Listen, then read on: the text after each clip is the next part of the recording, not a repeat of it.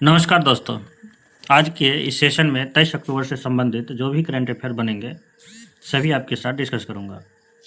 आज का पहला मुख्य पॉइंट है global investment risk and resilience index 2025। यह रिपोर्ट हेनले एंड पार्टनर्स और एल्फा जियो के द्वारा जारी किया जाता है। अच्छा, इस रिपोर्ट में कुल 226 देश शामिल होते हैं। इसका मुख्य उद्देश्य होता है कि जो फॉरेन इन्वेस्टमेंट है किसी भी देश में वह कितना सुरक्षित है और आपातकाल के दौरान यह इन्वेस्टमेंट कितनी मात्रा में बाहर निकाली जा सकती है। नेक्स्ट पॉइंट है जापान की पहली प्रधानमंत्री। दोस्तों, जापान की पहली महिला प्रधानमंत्री साने डकाइची, जो कि डेमोक्रेटिक पार्टी से संबंधित है, वो शपथ ग्रहण ले ली है। अच्छा, ये किसकी जगह लेगी? ये शिगेरू इशिबा का जगह लेने वाली है। शिगेरू इशिबा हाल ही में इस्तीफा दिया है।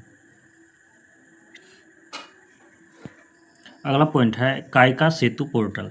कायका सेतु पोर्टल कर्नाटक सरकार द्वारा शुरू किया गया है।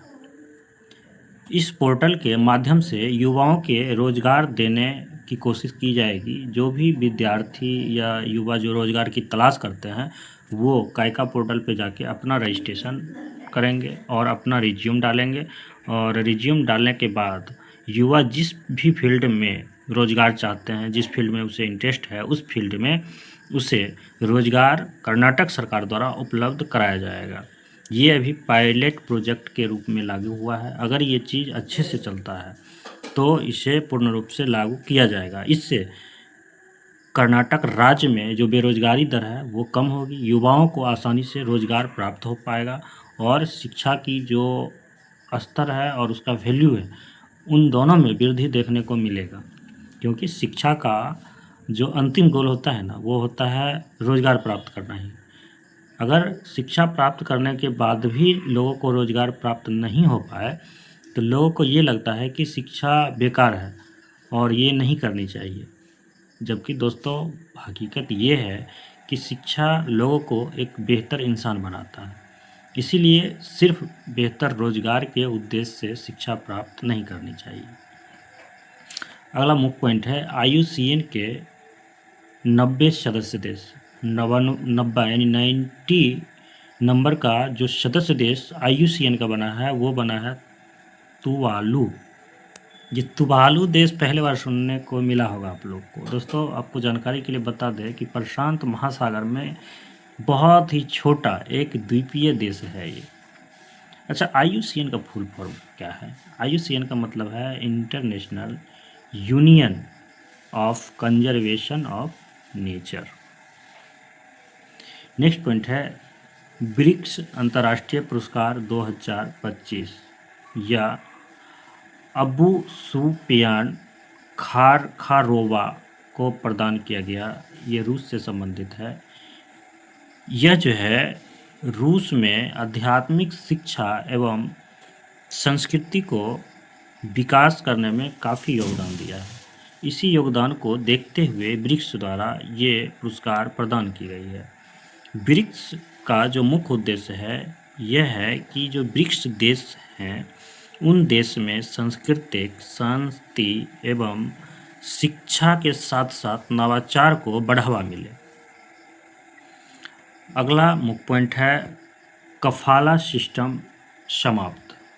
ये कफाला सिस्टम क्या है दोस्तों? कफाला सिस्टम सऊदी अरब में जो है लागू किया गया था 50 वर्ष पहले। इस सिस्टम के तहत क्या था कि कोई भी विदेशी नागरिक अगर सऊदी अरब में काम करने के उद्देश्य से जाते हैं तो उन्हें एक वीज़ा बनाना होता था। उस वीज़ा के तहत व्यक्ति जिस कंपनी में काम करने के लिए अपने देश से सऊदी अरब जाएंगे उसी कंपनी में वो तब तक काम करते रहेंगे जब तक के लिए वो वीज़ा बना है। यानी कि आप अगर उस कंपनी में हैं और कंपनी सुविधा नहीं दे रही है तो भी आप उस कंपनी से निकल नहीं सकते थे, या फिर आप अपने देश को लौटना चाहे तो आप लौट भी नहीं सकते थे। तो ये बहुत ही गलत थी। अब इसे हाल ही में वहाँ की जो देश की सरकार है वो इसे समाप्त कर दिए हैं। अब एग्जिट वीज़ा जो है इसकी आवश्यकता ही नहीं है। लोग वहाँ गए और जाके क्या करेंगे, दूसरे कंपनी में भी काम कर सकते हैं या चाहे तो देश भी लौट सकते हैं। बहुत ही अच्छी पहल है। इससे 1.3 करोड़ विदेशी नागरिक जो वहाँ कार्य करते हैं उसे ये लाभ प्राप्त होगी। अगला पॉइंट है, पेरू में 30 दिनों का आपातकाल घोषित। दोस्तों, पेरू की राजधानी लीमा एवं वहाँ का एक प्रांत है कयाको, इन दोनों जगह पर बढ़ते अपराध के चलते वहाँ पर जन असंतोष फैल गया। इसी को देखते हुए आपातकाल की घोषणा की गई है। दोस्तों, आप लोग कमेंट करके ये बताएं कि भारत में कितने प्रकार के आपातकाल लागू होते हैं और ये आपातकाल भारत के संविधान के किस आर्टिकल में उल्लेखित है। धन्यवाद दोस्तों। अगर वीडियो पसंद आए तो लाइक करें और चैनल को सब्सक्राइब करें। मिलते हैं नेक्स्ट वीडियो में।